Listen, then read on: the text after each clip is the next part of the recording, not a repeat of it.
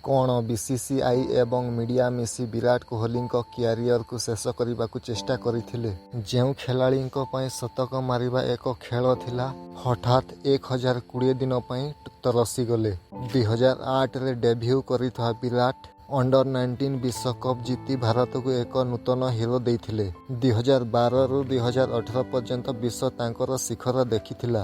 55 ଶତକ, ସର୍ବାଧିକ ରନ୍ ଏବଂ ସବୁଠି ରେକର୍ଡ।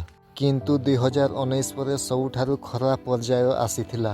3 ବର୍ଷ ପର୍ଯ୍ୟନ୍ତ କୌଣସି ଶତକ ନାହିଁ, ଅଧିନାୟକତ୍ୱ ହରାଇଲେ।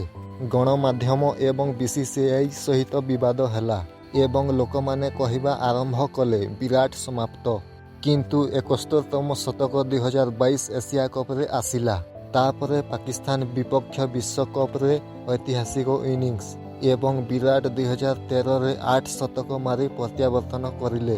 ସେ ସଚିନଙ୍କ ଶତକ ରେକର୍ଡ ଭାଙ୍ଗି 2024ରେ ଭାରତ ପାଇଁ T20 ବିଶ୍ୱକପ୍ ଜିତିଥିଲେ। ବିରାଟ କୋହଲି କେବଳ ଜଣେ ବ୍ୟାଟ୍ସମ୍ୟାନ୍ ନୁହନ୍ତି, ସେ ଏକ ପ୍ରେରଣା। କାରଣ ପ୍ରକୃତ ରାଜା ସେହି ଯିଏ ପଡ଼ିବା ପରେ ମଧ୍ୟ ପୁଣି ଉଠିପଡ଼େ।